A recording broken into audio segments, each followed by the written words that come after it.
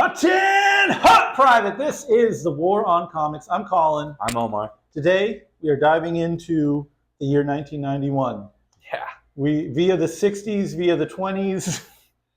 It's a muddy time. We got two, you will say, random comics. Here's a attempt at a revival of a It was like a black and white superhero serial radio program. And some 60s comics from a pre-Moebius, before he adopted the name. I mean, We got Epic, and we got, what's this one? Eclipse. Listen, I feel like these you know what they say, like how dog whistles, they like go. yeah, they're above the human. Yeah, I feel like maybe I don't want to say it's age, but it's definitely a knowledge base. Below a certain knowledge base, the name Eclipse is going to zip past you. If you haven't spent time in the trenches with Giraud the Wanderer and ElfQuest and things of that nature, these names might not mean much to you, but they mean a lot to me at least. Yeah, they were both really interesting, and I would say ultimate works, maybe not, but you know what I mean? I think I want everyone to know how much you had to suffer in 1991. 100%. This is a miserable you were living it, slog, and this it took me is jarring how 1991 aggressively 1991 episode we're doing right now. Hey, confusing, nonsensical, almost like why? That's you say, what the hell does Moebius and the Spider have in common? Well, we're gonna find out as we dive in. Shall we? Let's do it. Sick. All right, so Truth Zone. I never read this comic before. We endeavored to do it. I think this is one where I just picked it up because it said Moebius on it. Probably why wouldn't you? Yeah, like in a dollar bin or something like that, and have been kind of putting off reading it. I'll admit I have like kind of a difficulty caring about like Westerns. Okay. Does that make sense? That totally makes sense to me. And admittedly, it's a little bit like, you know, whatever. I'll take the hit and be the snowflake guy. Like, I just cannot get with the like, we're gonna kill all the Indians kind of stuff. Of course. Know? And it's just such a common trope. But you know, for Moebius, I'll see what I can do. And to be fair, I think like more recent works have kind of gotten out of that. But I'm talking about your classic 60s, 50s, 60s invention of the Western. And this comic does kind of come from that era. This is Moebius before he was Moebius. This is 60s Moebius. This is working man's Moebius. Yeah, I saw here 1967. Yeah, so this cat is the sheriff fella. Yeah. He's the lawman in the town. And yeah, it's pretty, like just from looking at this, would you guess this is a Moebius comic? No. Yeah, because it doesn't feel at all like a Moebius comic. This feels like the era of Jack Kirby when he was doing, like if it wasn't Jack Kirby, it would be this guy. Yeah, like romance comics and stuff where he was just kind of, you know, doing his craft. The craft work was there when comics were a little more respected even, I think. Right, or there was like a house style that they needed to conform to. So like, you know, I have no...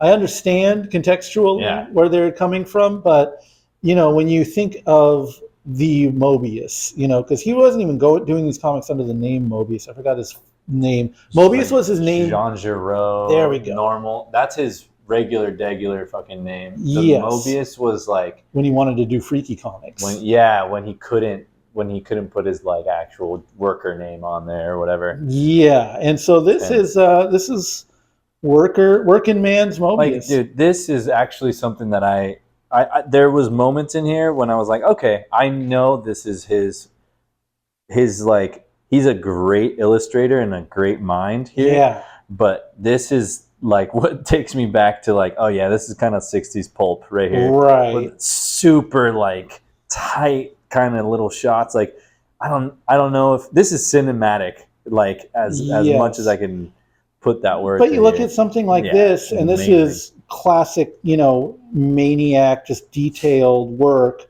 just putting insane amounts of ink on the page. How are you going to put a fucking splash page in the last panel of a 100%. page turn? That's an absolute splash page. And this is dense. The wording is stiff. Yeah. I would love to like be able to pitch some kind of like, well, here's why it's cool though. But I don't know, man. It's kind of rough because it is rough around the edges. It's early stuff. I actually was familiar with this comic because my mom had it around the house. This was one of the random comics that she would be into. Yeah. Because in Mexico, man, they actually dig comics. This is like a historieta feel. There right? you go. Yeah. And that's exactly what this, I think what it said on the front side. Interesting. When they were selling, because she had it in Spanish. So like, I think it was a completely different story. I would read them. They had different takes than this one, or I just don't think I've read this one before. But the European comics aligned very much with like the historieta shit, and it feels like a time capsule. It feels like it's stuck in time. Like the whole product is almost stuck in time. I mean, it's like seeing a world where superheroes don't exist, which was the dominant form for action comics, to see just like rough and tumble, rugged cowboys based in some kind of historical legacy, and again, this stuff is just like really gross to me, I guess. I mean, again, I don't want to be like the grandstander guy. I get it. But just from a reader's perspective, like I can't have a story where the Indians are the bad guys and I'm supposed to root against them. And I'm supposed to be hyped on that? Yeah, exactly. The fuck? And maybe it's easier to make these stories if you're not American, but it's like, I don't know. It's pretty unsatisfying of a read. Like that was such a sad... This feels like a Yankee comics, like what you would find under somebody describing some Yankee. Right. Yeah, it's very... I mean, but these are... this is the bad guy, right? And he reads as the bad guy, and he's got his sidekick here. So it's not... I mean, it doesn't surprise me that this kind of transcended the culture and kind of like would get translations and find its way into like Latin America and all that. I mean, again, the illustration is awesome. This is like incredible detail. Like the moods that everything is setting in. I don't know if they recolored anything for this. I must have, but man, especially with this kind of like paper. And this is a prestige format, so you're shelling out $6.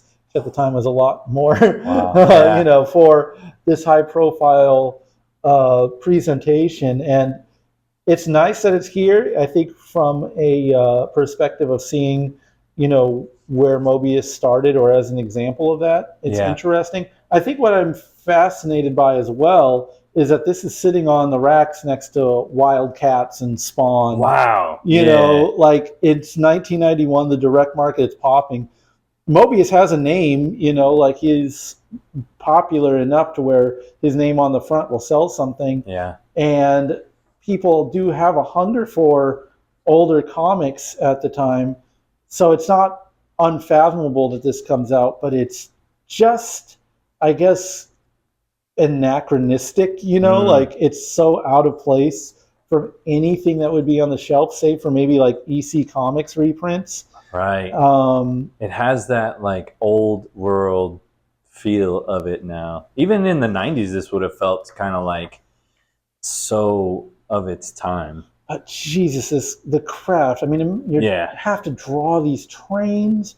You have to get the action right. It's, not the most insane right there. Exciting stylistic art. It's a dog shit story, but I couldn't get in. So it's still really, even with all that said, it's so impressive to see. This is eye candy kind of comics, and I think like just add to your point earlier of like Moebius was a name at this point. Yes, I think if you were a Moebius fan, or even if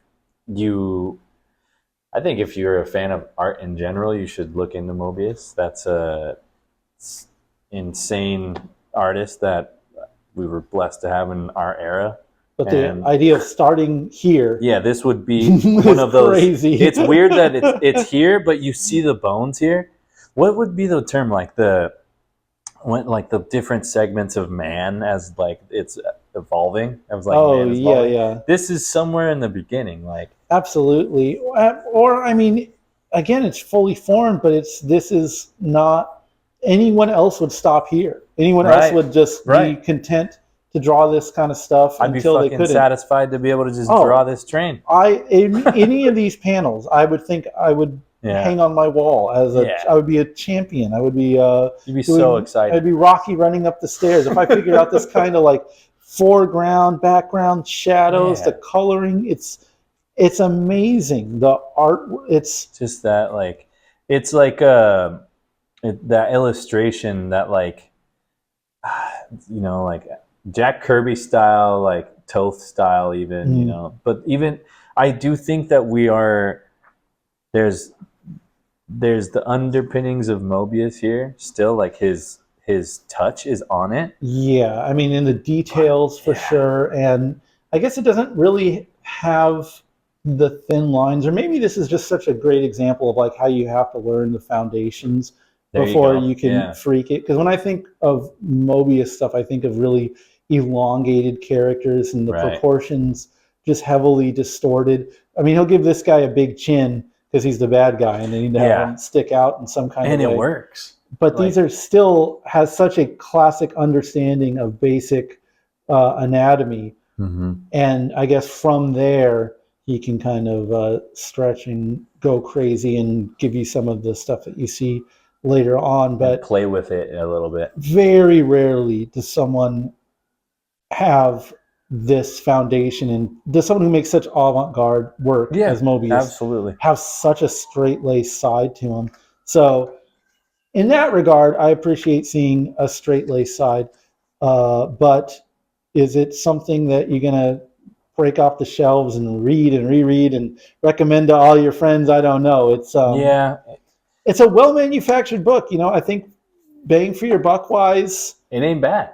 You know, again, this is what are we? Is there a price tag on here? $8.95. Good Lord, it's a lot of book for $8.95 in the sense of that it'll take you a long time to read it. But you know, again, Spawn's $1.95 at that point for an issue. True. Shit. You know, but if I'm thinking like me now, I mean, I would go for the Spawn. I love this. I'm not even gonna lie, man. I want to say I would have gone for this, or like I would go for this, but maybe that's just like if I needed to collect, if I had that itch to just completely have, I need all of Moebius's work. I need to see all of the work. Like, I would be content with this. It's it's definitely illuminating to read and give it a chance. And it has some like cool witty parts to it. I thought that like there was some comic stuff, like comic pacing that was something like Moebius. Cool about this lady. She's like she's taking her cabaret show on the road, you know, and that's kind of defying orders of the sheriff guy. He's like, you got to stay in lockdown because these bandits are about, and she's kind of defying him, but he's still out there protecting her. So there is some kind of a story. It's not all Native American bashing. It's just like 90% of that. But again, admittedly, that's just a bugaboo of mine. I've a real low tolerance for those kind of stories. It is like kind of like tarnished by it a little bit, because as much as like I would want to detach from the contents of it, it sucks that these era of comics leaned on those tropes even. Yeah, and it's just, I don't know. I mean, I think it comes from the movies, you know. Yeah, and true. Like, I don't think we need to put like, you know, a B2 moral safety warning, like, guys, these were from a different time, blah, blah, blah. It's like, we all fucking know, but it's like that time And those movies were 100% about reinforcing white supremacy, and still had shadows of that manifest destiny to it. So, even as much, and I try as a film fan to like look past this stuff. And I think it's the guy Tom Ford, isn't he like the big Western guy? I would love at one point to be able to wrap my mind around that stuff and like appreciate the craft and storytelling and everything. Every director worth their salt has a half dozen Westerns that they want to break out and tell you about. And obviously the Italian ones I think are a little kinder from what I recall. Maybe it's just because they were made later. I think they also, it's like they call them post-Westerns, like the Sergio, what's his name? I know what you're talking about. The one that I really enjoy, Sergio Leone, thank you. My favorite one is the Once Upon a Time in the West. Okay. That's an actual good movie that just so happens to be a Western. I this is my own ignorance here. But I agree. I think this is not. This is a derivative work, right? Like to say that with Moebius is so weird. Yeah, absolutely.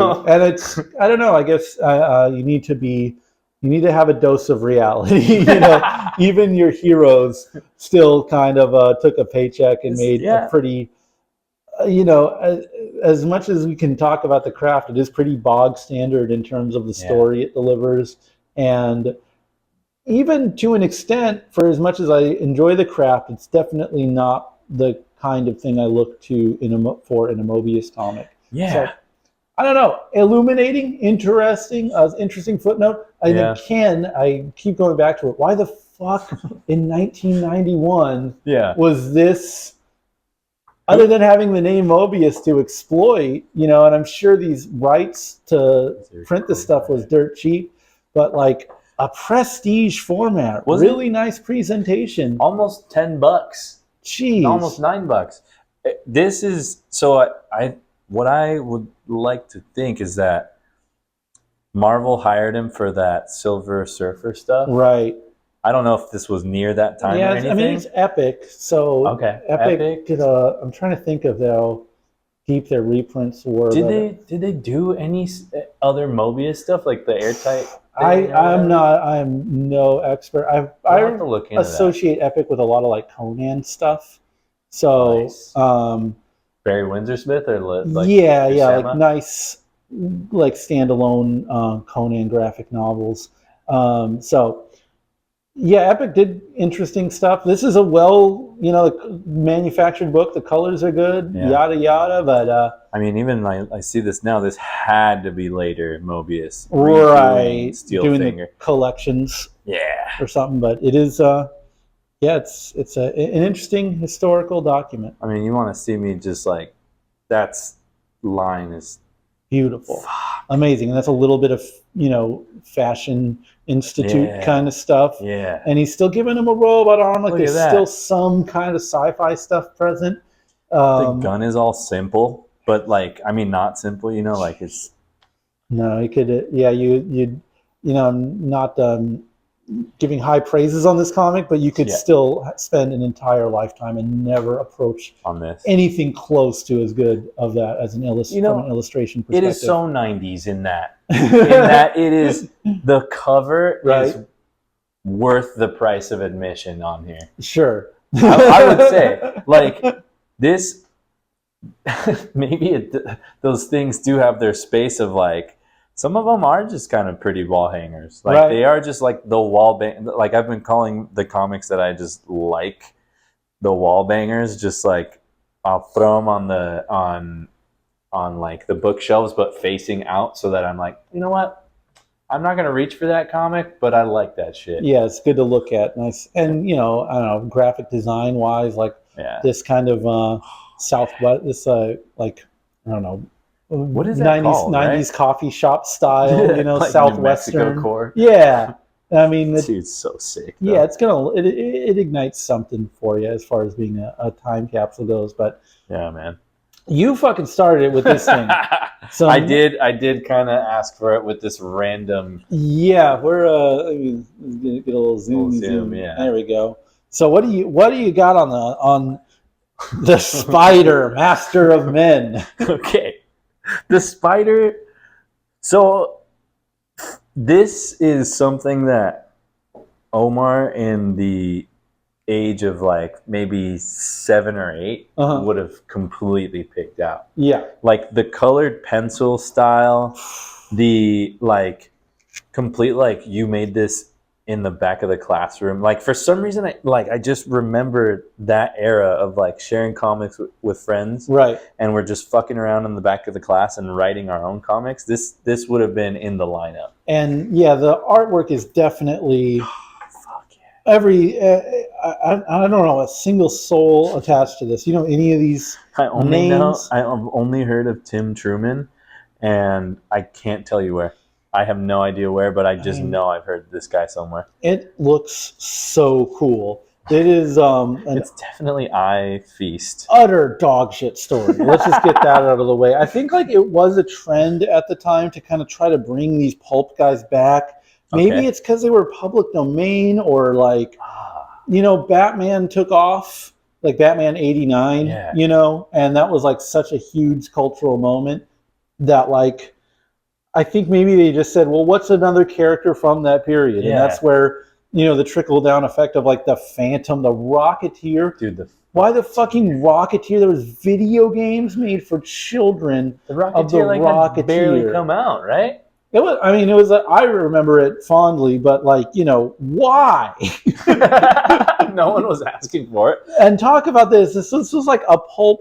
If you look up the Spider, he had a a serial that is available on YouTube. It's like 4 hours long. It's a pretty generic crime fighter. You know, I think this. Did they ever try to work the Spirit? Maybe there was a revival of the Spirit in comics. I don't think it translated to. Wasn't like movies. Kitchen Sink putting out not represses, but like they were putting out a ton of recollections. Yeah, I mean that's eternal because those are like, you know, obviously 10 out of 10 comics. Those are not things you need to like pitch someone, but like this shit, this like dark gritty reboot of this character is insane. Kind of fucking wild, right? But this is definitely like an all sauce, no sizzle. Oh no, you know? No, there is nothing for a story. It couldn't tell you the first fucking thing about his origin or anything. Blood is black. But yeah, this is some fucking, you know, this is just Danzig on a tour bus. There you go. Fuck yeah. Imagine just like, oh dude, got this new comic. This is the real shit. This is the real shit, brother. This is what they don't want to fucking show you about. The spider. This is going to piss people off. It's fucking cool. Yeah, as I wish I could be a fly on the wall while Danzig talking about the spider. Yeah. Losing his shit. Like, yeah, this is gibberish. Yeah. Utter gibberish. I'm so glad you brought it to my attention. But this coloring is great. That's some botulism, right? The beautiful botulism right here. Yeah, man. Wow. So, did you enjoy it? Well, it's just. I mean, I guess it's an interesting contrast with the Moebius because again, it is just look at this cool ass artwork, and again, what an interesting contrast. I mean, Craven's Last Hunt, the one we read recently. Man, I love that one. That had a lot. I think that was sort of like the harbinger for this grimdark era of the early 90s. And it's also just so toothless, this stuff. And the Spider-Man stuff was too, because it's, you know, Comics Code. It still has to be on the news rack. This is direct to market though, and it is like, this is, again, to your point, this is like what a fifth grader thinks is like badass. Absolutely. And yeah, I love the look of it, but it also just like kind of disgusts me. Yeah, like if I wish it's trash. This is trash. I wish they this is like whole assed the story instead of whole assing the art. Well, yeah, you'd end up with like The Crow or something, I guess. There you go. Maybe they're doing that kind of vibe in here for sure. But I guess I appreciate just what a like non-issue this is. Like this just Yeah. the failure of it all. Like, there's good craft in the art. There's good coloring.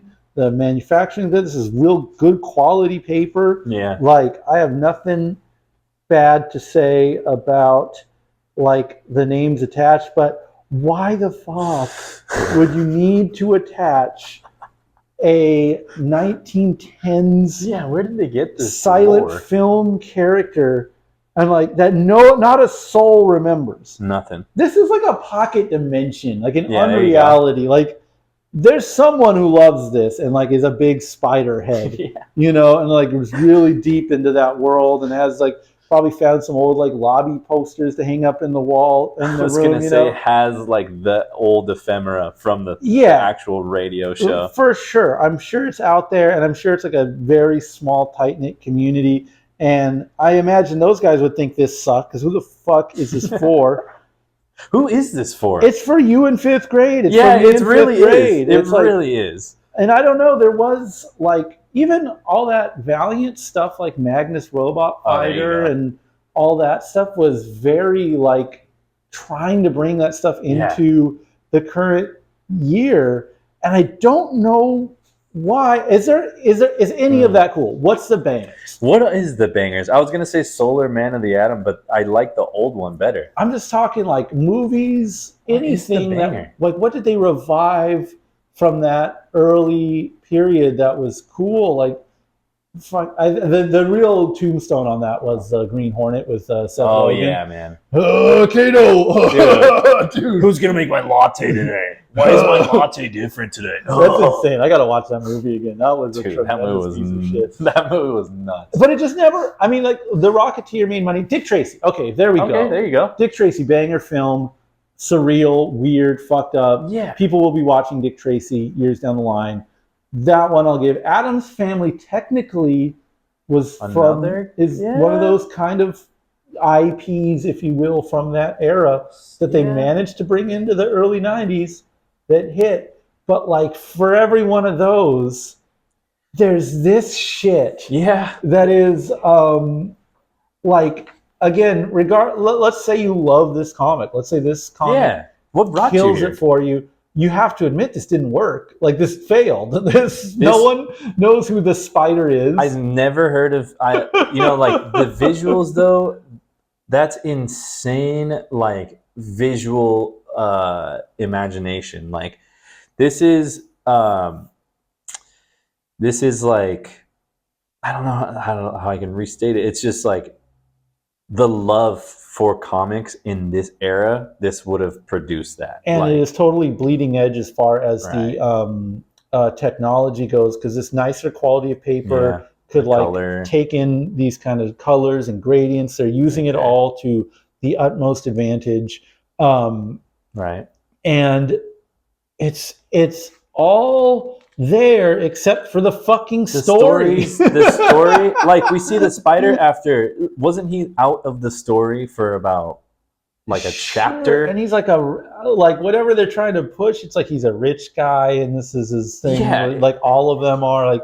But we're supposed to be rooting for him in that way of like Batman is like the rich guy that's coming out and bringing like this is true like just insano like what's that one with Woody Harrelson when he's the superhero? He's it's not Kick-Ass. What is it? Kick-Asser or some shit like that. Kick Punch or some Punch Kicker. Right. Dude, just it has like that unhinged feeling, but it's still like in the story itself. It's treating him like a hero, like a superhero. Yeah, and it's like it doesn't really work. It's so hard, and they have this is a bad sign, I think, when they have to give you the back matter of what it's based on. Like the whole reason you're supposed to do IP, you make a Minecraft movie because people know what Minecraft is and they go to the theater. This is bad. Yeah. If you have to tune everyone in to the history of this character, on God, I thought this was a fucking Watchmen kind of thing, where you're in between the issues where they have like, here's the story of this story character. I was like, oh, this is all fake. It's real. This is real. These are all real things. I didn't. I mean, I watched a little bit of the serials. Okay. They're fine. You know, if Like that's classical. yeah, exactly. Style. You know, a guy dressed like this, and he's got like you know, there's like it's like some shit that like Rob Zombie would beat off to. You know, Oh like yeah, just all you know, like that kitsch. era, stuck in time. And but look at all this shit available. Like this is Got kind of Pogo and by Walt Kelly. this is what I'm saying. It's such a wild west. That is exactly what this comic reminded me of. Saber. Have you seen that It comic? sounds familiar. I know you'd remember it. I want to because Don McGregor he wrote the Panther's Rage, like the best Black Panther run. He's the man. We may have to dive in here because this feels like they took the idea of the spider and tried to apply it to the saber. They're trying to remake it. And this is like 78 Yeah. that comes out, which is crazy. Yeah, it's kind of insane, actually. When he was writing it. Here's the fucking Rocketeer, fuck yeah. Zorro. Starlin? God, the amount of No times they're way. still trying to fucking put Zorro shit out. Thankfully, I feel like all that is dried up. I don't think we're dealing with any of that stuff No more anymore. Zorro. Sisterhood of Steel, that's it's like a good sword and sandal comic. Okay. Twisted Tales, that's like a EC knockoff, but like with really good art and a little bit kind of comics code dodgy. So it's like kind of sketch to read. I loved coming across that stuff. The fuck is The Hobbit? By J.R. Tolkien, adapted by Charles Dixon and David Wenzel. You got fucking Chuck motherfucking Dixon.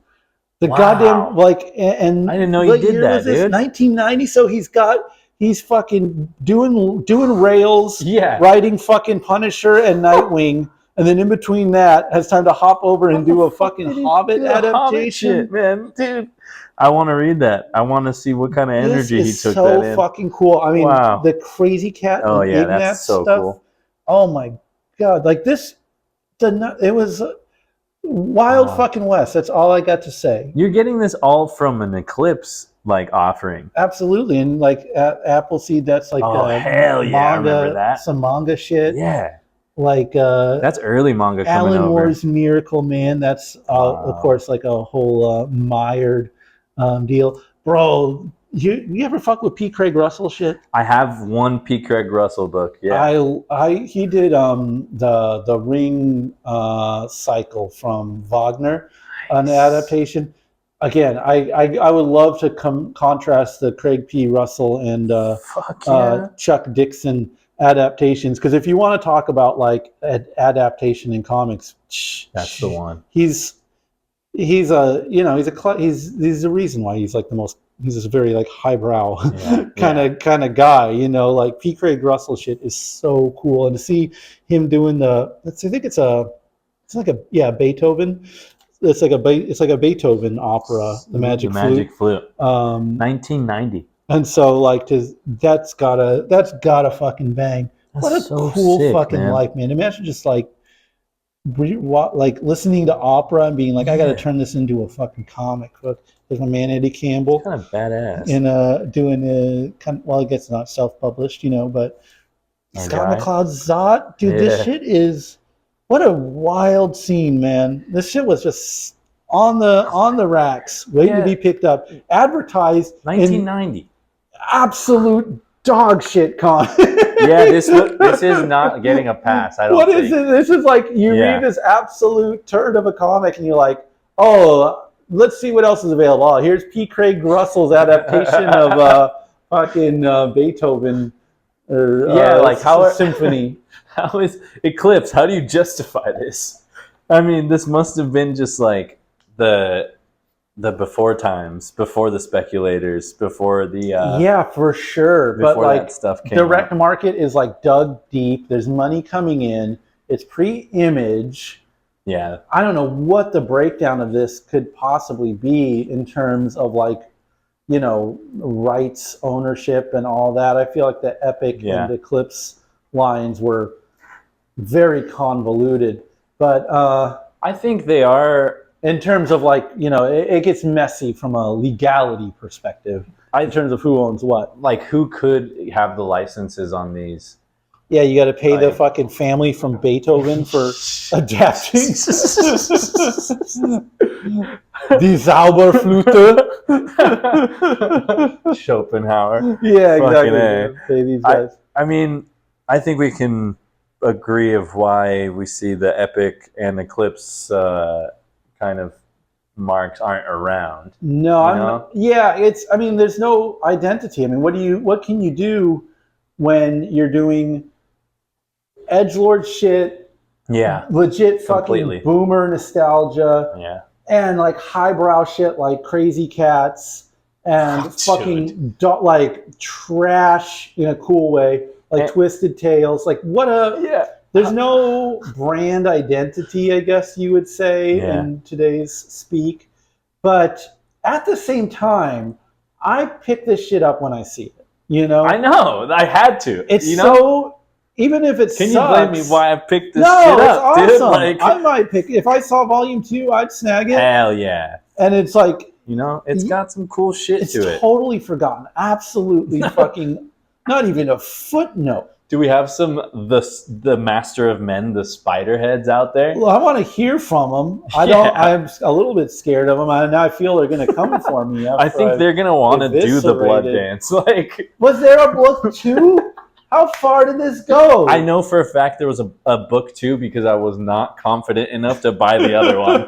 It was there, dude. I didn't want to bring it up. It was there. I didn't pick it up. I want to complete the set now. I think there was 4. It's fascinating for sure, but is outside of this special interest podcast, I don't think we'd be collecting this. No, absolutely not. But again, I can't stress enough. It's such a odd period. I can't shit on it, man. I mean, this had to put so many people on. Not necessarily these two, but like, what an interesting time, because it's not, Fantagraphics. It's not Last Gasp. It's not quite underground, but it's not superhero proper.